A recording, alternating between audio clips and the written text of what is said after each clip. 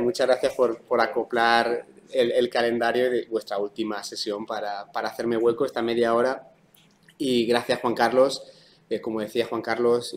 reconozco muchas caras familiares de la época en la que yo estuve aquí, que ya hace un tiempo, la verdad, pero es bueno ver aún caras de las personas que estabais aquí. Y bueno, un placer siempre para mí volver a Valencia, a la que fue mi casa y creo sigue siendo mi casa por muchos motivos, especialmente por toda la gente que tengo aquí que me quiere. Y aunque Juan Carlos ha dicho soy uno de los expertos del mundo de ética del deporte, no sé si llego a tanto, pero lo que voy a tratar de hacer en esta presentación es introduciros a las principales corrientes de ética del deporte que existen, y hablando también un poco de los orígenes de esas mismas corrientes. Y bueno, esperemos que dé para todo en 30 minutos, si no, donde nos quedemos, nos quedamos y luego en el turno de discusión podemos elaborar algunas cuestiones más. Al origen de la ética del deporte está una de las preguntas que más gustan a los filósofos en general y también, evidentemente, a la gente que hace filosofía del deporte, que es la pregunta por el significado de los conceptos que utilizamos. Y claro, evidentemente en filosofía del deporte el concepto que más se utiliza y el que más preocupa a quienes forman parte de esa disciplina es el concepto de deporte. Entonces, se puede decir, si se mira a la literatura, que la pregunta acerca del significado del concepto de deporte está a la base del origen, de la creación de la filosofía del deporte como disciplina académica, que sucedió en los años 60 y 70 del siglo pasado. Evidentemente había habido ya reflexiones filosóficas en torno al deporte antes de que se generara esta disciplina como una disciplina académica. No hay más que, por ejemplo, pensar acerca de Ortega y Gasset, que ya en los años 30 del siglo pasado escribió múltiples textos sobre la filosofía del deporte. Y hay muchos otros precedentes que utilizaban teorías filosóficas, conceptos filosóficos para pensar el deporte. Pero en tanto que disciplina académica, la filosofía del deporte se crea principalmente Estados Unidos, en departamentos como en el que estoy yo ahora, de kinesiología o de estudio de ciencia del movimiento, que anteriormente, en aquella época, era de hecho departamentos de educación física. Hay una cuestión muy interesante que toco luego muy brevemente acerca de estos departamentos y cómo cambiaron, pero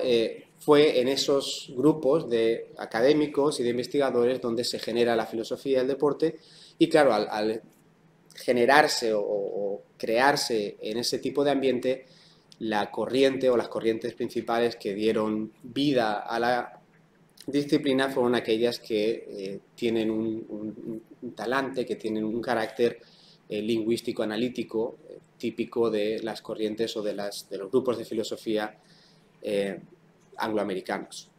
Entonces, el análisis conceptual, clarificar los conceptos, definirlos, tratar de identificar aquellas condiciones que conjuntamente son suficientes y necesarias para identificar algo como deporte, se convirtió en, si no la pregunta más importante para este grupo de filósofos, una de las preguntas más esenciales. Y motivados por esa búsqueda fue como comenzaron a desarrollar teorías filosóficas del deporte.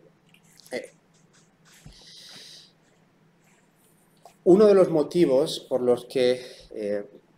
se desarrollan este tipo de propuestas es sin duda el interés intelectual por aclarar el concepto de deporte, pero el otro motivo, no hace mucho estuve en la conferencia de la Asociación Académica o la Asociación de Filosofía Americana y hablé sobre esto en una breve ponencia. Una cosa muy interesante acerca de cómo se genera la filosofía del deporte y más adelante va a dar lugar a la ética del deporte es, como he dicho antes, la situación en los departamentos de educación física. Los años 60 y 70 son también unos años de transición para el estudio del movimiento humano que se hacía en los departamentos de educación física, pero justo en esa época se incorporan métodos más positivistas y los departamentos de educación física se convierten en departamentos de estudio del movimiento humano, principalmente desde un punto de vista más empírico, científico. Entonces los filósofos del deporte o aquellos que hacían filosofía tienen que encontrar una manera de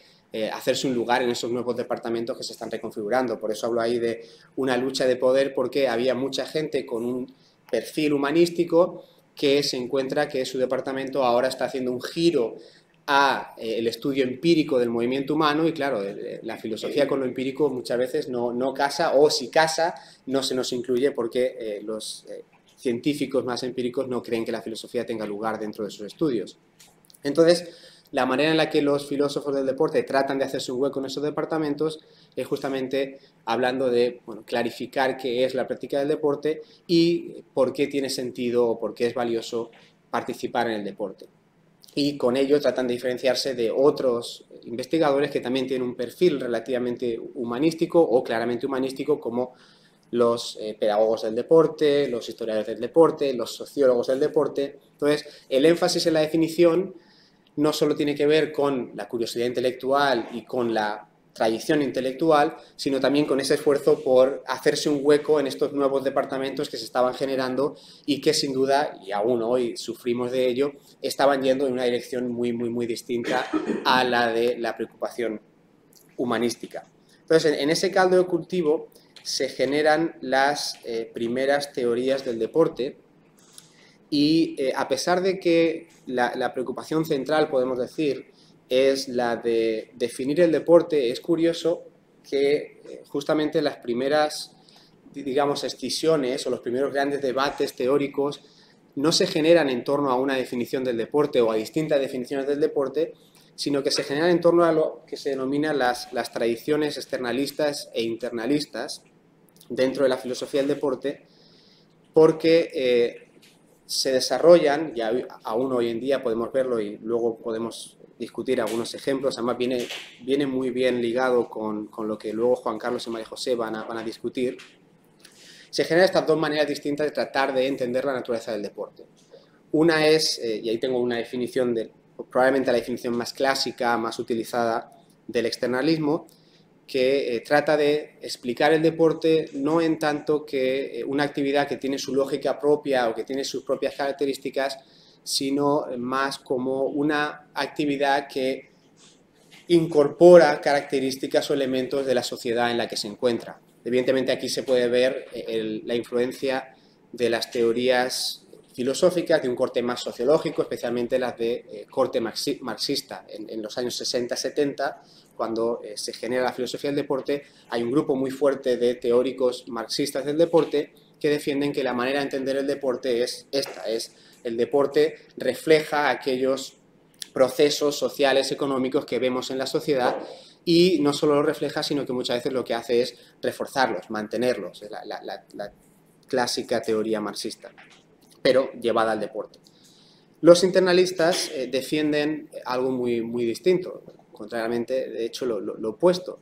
que es que el deporte, a pesar de que evidentemente está inserto en ciertos contextos sociales y está muchas veces afectado por ellos y por esas fuerzas sociales, económicas que identifican los externalistas,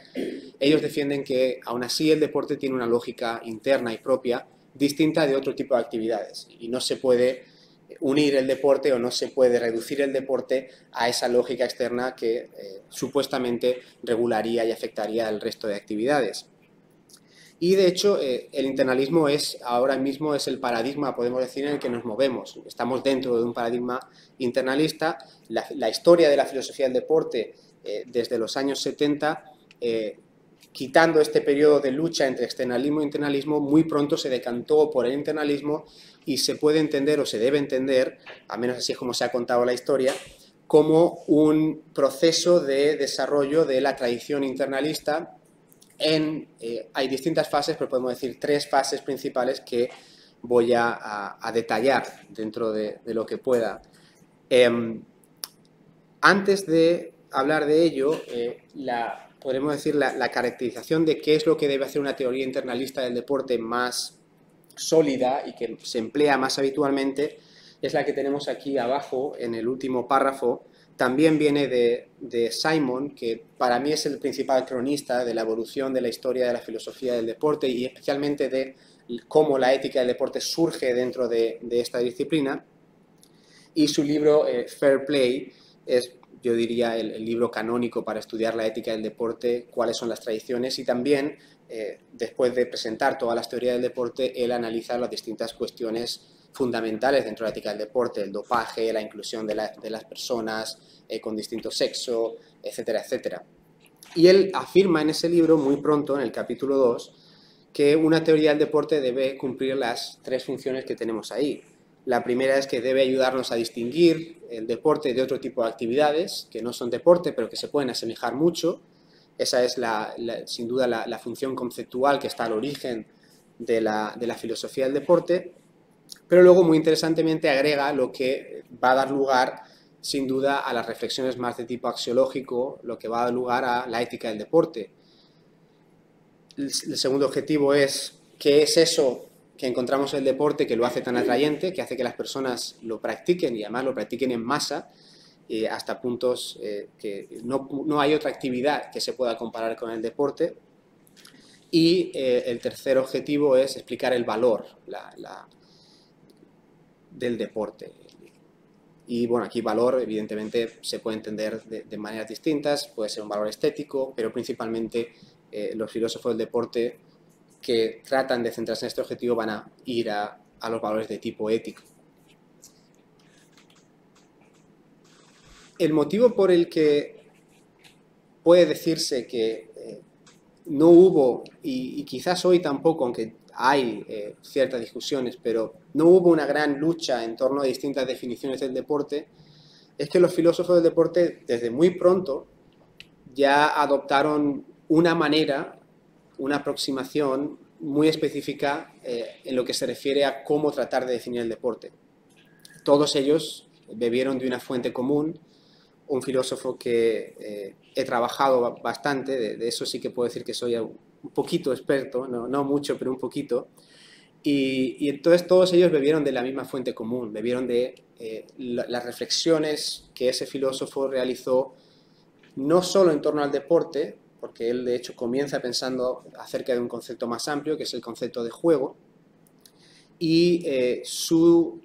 definición, su explicación de qué es un juego y luego más adelante qué es un deporte, se convirtió en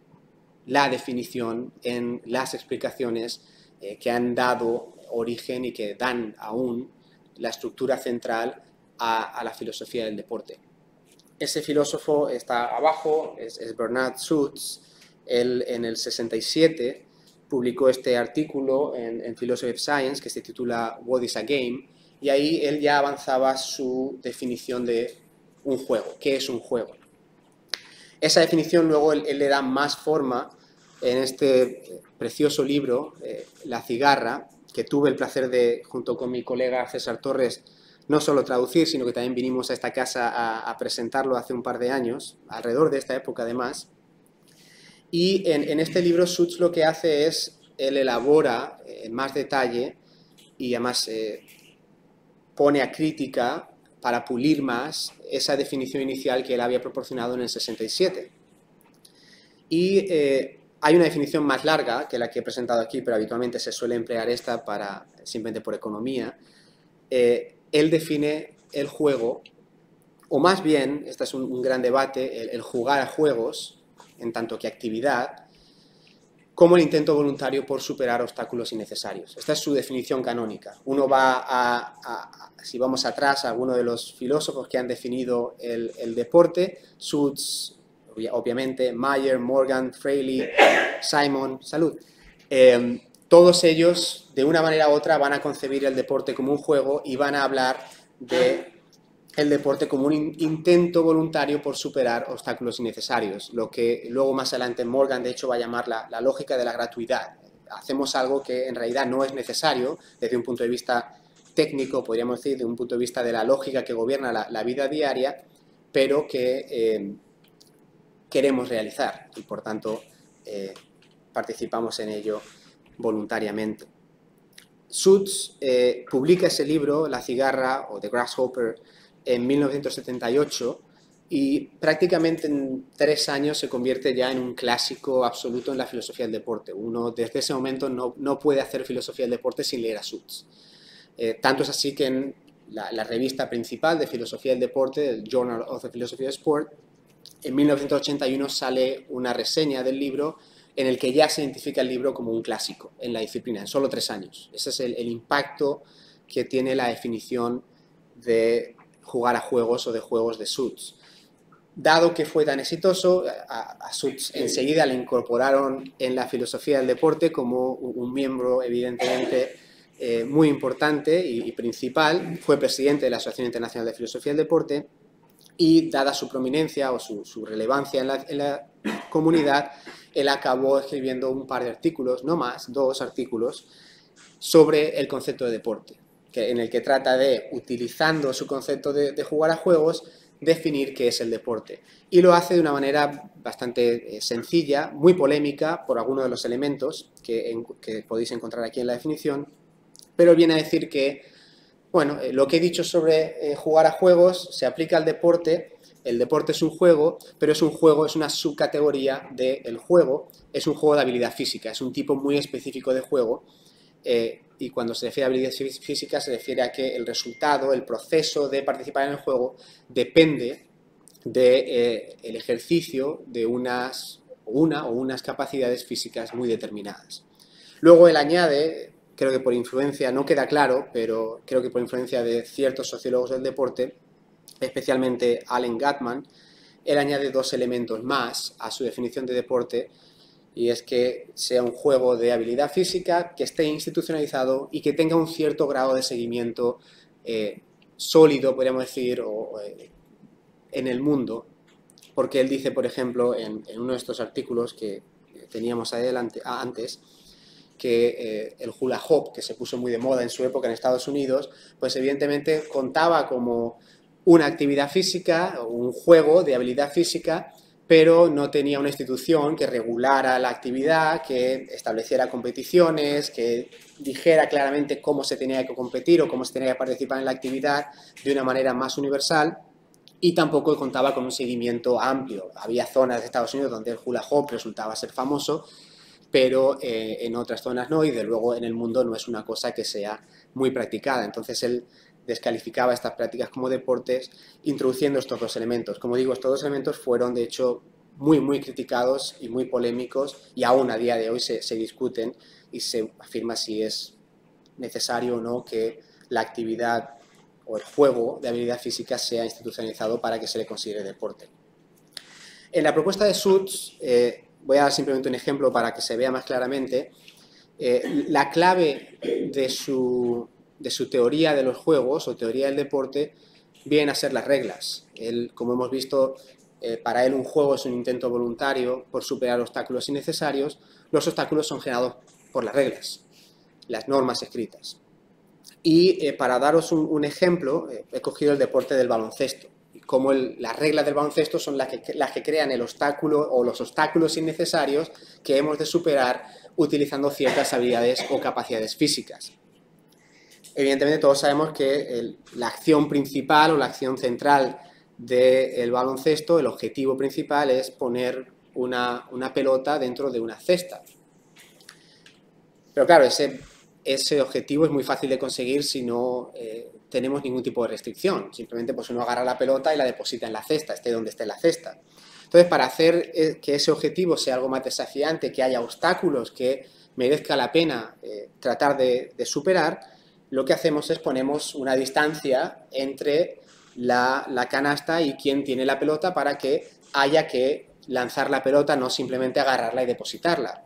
Este es un primer obstáculo, hay una distancia entre quien lanza la pelota y la cesta. Pero parece que eso no es lo suficientemente desafiante o sería una actividad un tanto aburrida después de un cierto tiempo. Entonces se pensó que se podía poner el cesto o la canasta más elevada para incrementar la dificultad a la hora de depositar la pelota dentro de la canasta. Para hacerlo aún más interesante y desafiante, también se crearon estas líneas dentro de una cierta superficie para que se establecieran distintos puntos o distintas puntuaciones dependiendo de la distancia que se tomaba con respecto a la canasta.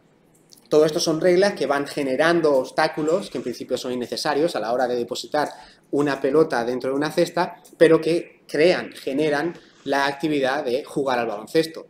para hacer la cosa aún más difícil, pues uno se pone enfrente 5 personas que además tienden a ser bastante altas, con lo cual hace la cosa aún más difícil. Y de esta manera las reglas lo que van haciendo es elegir estos distintos obstáculos que crean la actividad del jugar al baloncesto, que crean el deporte del baloncesto. Por eso, a la propuesta de Suits, muy interesantemente, él nunca se refirió a ella como formalista, pero los cronistas, especialmente Simon, fue uno de los que la popularizó como tal, la han denominado el formalismo deportivo. Y es básicamente porque se defiende que la estructura formal, las reglas, vienen a ser el elemento que define la práctica del deporte. Es decir, cuando queremos entender qué es el deporte, hemos de irnos a las reglas escritas. Eso es lo que es el deporte. Es un conjunto de reglas que generan unos obstáculos innecesarios que nosotros queremos superar utilizando ciertas habilidades físicas. Entonces, la primera propuesta internalista que se generó dentro de la filosofía del deporte fue el formalismo. Y como hemos visto, dado que al menos 2 de los objetivos centrales de la teoría, de toda teoría del deporte, son de carácter axiológico, por qué la gente practica deporte, por qué lo encuentra tan fascinante y cuáles son los valores del deporte, la formulación del formalismo llevó a la creación de o bien una deriva ética del formalismo o una propuesta ética formalista, que evidentemente es muy fácil de entender aquí cuál sería la mayor tesis, digamos, ética dentro del formalismo. Si la estructura esencial del deporte son las reglas escritas, evidentemente el mandato ético central es que para uno comportarse correctamente cuando está participando en el deporte, lo que tiene que hacer es, evidentemente, obedecer las reglas, porque si no las obedece, no hay juego que se pueda jugar, no hay deporte alguno. Se atenta contra la estructura central, contra el elemento definitorio de los deportes, contra esa estructura formal, las reglas escritas. Pero, como he dicho, la historia de la filosofía del deporte se puede entender como una evolución de las propuestas internalistas. Esta es la primera, esta es la originaria, se atribuye a Suits, aunque Suits nunca dijo que él era un formalista, y de hecho yo he defendido que él no era un formalista como tal, aunque hay distintas maneras de interpretar el formalismo, y aquí hay una cita larga que no tenemos tiempo de detenernos en ella, pero que da unas pistas de cómo se puede entender de manera distinta el formalismo. Entonces, la historia de la filosofía del deporte es un proceso de ir añadiendo, podemos decir, elementos a esa propuesta formalista inicial para captar mejor qué es el deporte y cómo hemos de comportarnos y cómo hemos de regular los deportes desde un punto de vista más normativo. La segunda propuesta que se formula es, como he dicho, un añadido al formalismo, y lo que viene a decir es, fue inicialmente propuesta por Fred D'Agostino, y viene a decir que sin duda, las reglas son un elemento esencial del deporte, pero no es el único. Tenemos también lo que D'Agostino denominó como el ethos o las convenciones sociales alrededor del deporte que determinan o dictaminan qué reglas se deben aplicar en específicos contextos y cómo se deben hacer o cómo se debe hacer la aplicación de las reglas. Un ejemplo que incluyo aquí, muy creo visual, es cuando se juega un partido de fútbol, se está practicando el deporte del fútbol, pero dependiendo del contexto hay reglas que se aplican o reglas que se dejan de aplicar. Por ejemplo, cuando yo he jugado aquí en los campos de allí al lado, en Blasco Ibáñez, muy rara vez aplicábamos la regla del fuera de juego. Más que nada porque no teníamos árbitros, ni linieres, ni tampoco interés en que hubiera fuera de juego. Entonces,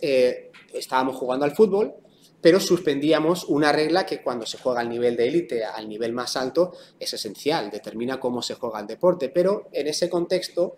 decidíamos suspender la aplicación de la regla del fuera de juego. Utilizamos esa convención para determinar cómo íbamos a jugar el deporte en ese contexto determinado.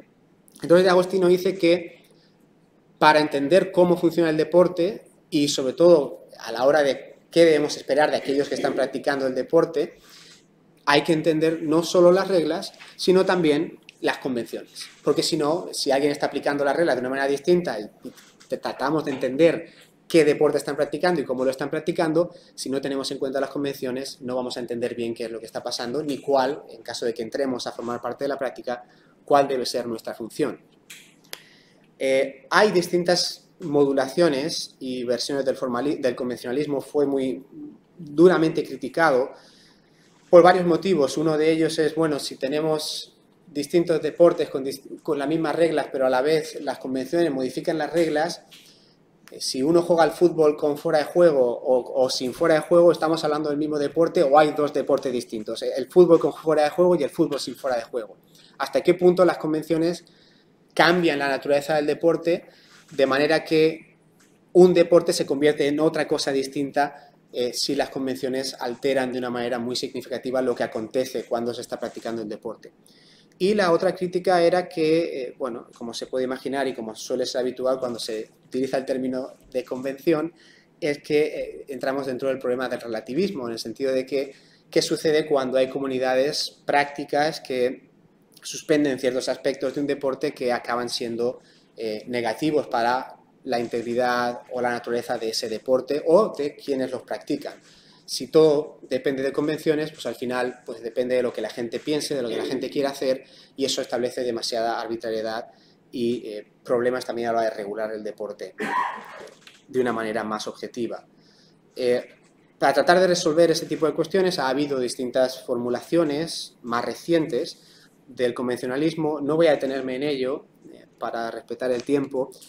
pero la más reciente, más sin duda influyente, es la del filósofo William Morgan, que ya lleva, creo que son 4 versiones distintas de su convencionalismo, porque cada vez que formula una se la destruyen, como el que dice, se la critican tan fuertemente que a los 2 o 3 años tiene que escribir un nuevo libro desarrollando una nueva versión.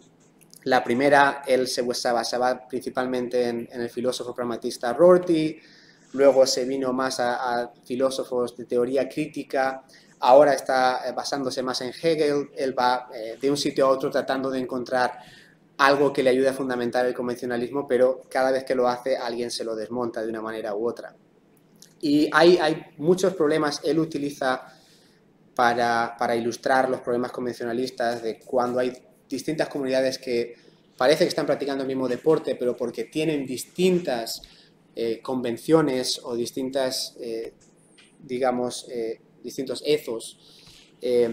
acaban de hecho practicando actividades muy distintas y no pueden ponerse de acuerdo. Él utiliza el ejemplo de los deportistas profesionales y amateur en el siglo XIX en Inglaterra. Hoy en día el ejemplo que yo trato de utilizar y que seguramente vamos a discutir, o al menos yo tenía como objetivo sacar una pregunta al respecto, es el debate en torno a si el deporte o ciertos deportes deben ser más acerca de la competición, el desarrollo de habilidades físicas, o deben ser más acerca de la inclusión y todo ese tipo de, evidentemente, beneficios sociales, beneficios también emocionales, psicológicos, relativos al bienestar que conlleva el practicar deporte con personas que apreciamos, con personas que nos llevamos bien, etc. Entonces hay 2 maneras muy distintas de ver el deporte como elemento para la inclusión o el deporte como competitivo, que lo tenemos muy, muy presente y se discute mucho en la problemática en torno a la inclusión de las personas transgénero, especialmente las mujeres transgénero en el deporte femenino. Y la última propuesta, que es la que podemos decir que hoy en día es la más dominante dentro de este paradigma internalista,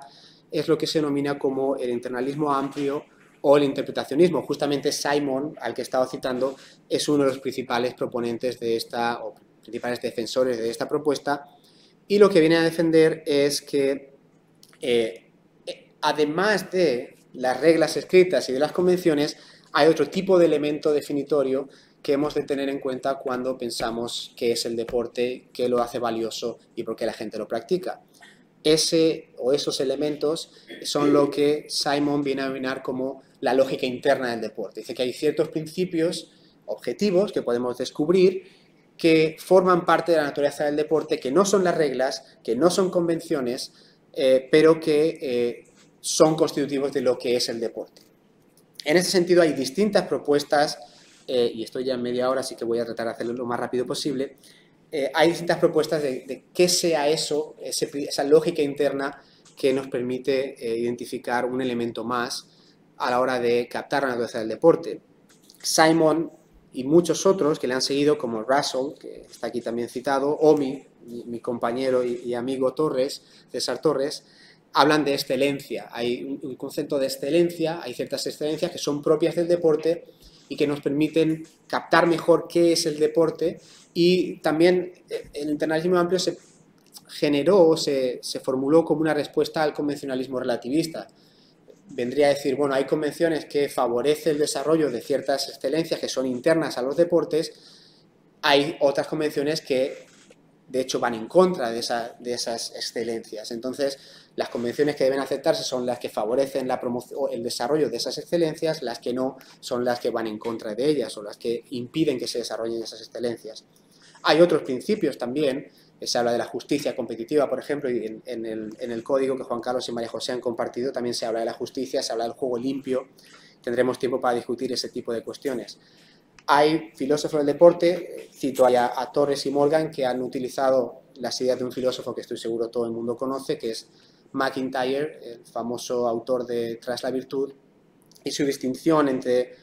prácticas sociales e instituciones para tratar de captar también qué es la lógica interna del deporte, hablando de esos bienes internos que McIntyre pone a la base de su teoría, y también los estándares de excelencia de los que McIntyre también habla. Y para cerrar, porque tengo demasiadas diapositivas, la excelencia es principalmente, diríamos, el elemento central que hoy en día se identifica como ese otro, podemos decir, rasgo definitorio del deporte que hemos de tener en cuenta a la hora de definir el deporte, de captar su naturaleza. Y lo que no queda claro, y esto hay distintos autores y evidentemente tienen distintas propuestas, es de qué se trata esa excelencia, de qué estamos hablando cuando hablamos de excelencia. ¿Es simplemente una excelencia relativa al rendimiento físico, una excelencia física, o tiene una trascendencia más allá de lo puramente físico y llega, por ejemplo, a lo moral? Hay gente que dice que sí, que llega al carácter y lo ligan a teorías de la bienaventuranza, la felicidad, o traducido muy literalmente, el florecimiento humano. Hay otros que no, que lo limitan simplemente a lo físico. Y lo que se puede ver, y aquí ya lo dejo para concluir, es que el desarrollo de la ética del deporte a lo largo de la historia de la disciplina, los análisis del carácter ético, los aspectos éticos del deporte, se han centrado siempre o mayoritariamente en aquellos aspectos que tienen que ver con la práctica del deporte como tal. ¿Qué sucede cuando se practica deporte? ¿Qué es un deporte? ¿Cuáles son los bienes internos de un deporte? Y no se ha prestado tanta atención hasta prácticamente hace 5 o 10 años a todas aquellas cuestiones éticas que giran en torno al deporte, y que Juan Carlos y María José ahora van a traernos un gran ejemplo. También me alegra que esté Antonio Monsel aquí, porque él también ha trabajado mucho este tipo de cuestiones, que son cuestiones que evidentemente tienen que ver con el deporte, pero están más centradas en aquello previo a la participación en el deporte, por ejemplo, las instituciones deportivas. Y en los últimos años se ha venido hablando de una nueva rama o una nueva subcategoría dentro de la ética del deporte, que sean los estudios de integridad deportiva, o hay quien dice que se debe llamar la filosofía política del deporte, y es justamente análisis ético de cómo deben funcionar las instituciones deportivas, cómo debe funcionar la comunidad deportiva más ampliamente hablando, y cómo deben regularse todo ese tipo de cuestiones. Y bueno, eso es lo que Juan Carlos y María José van a, estoy seguro, ahora a hablar. Así que les doy paso a ellos con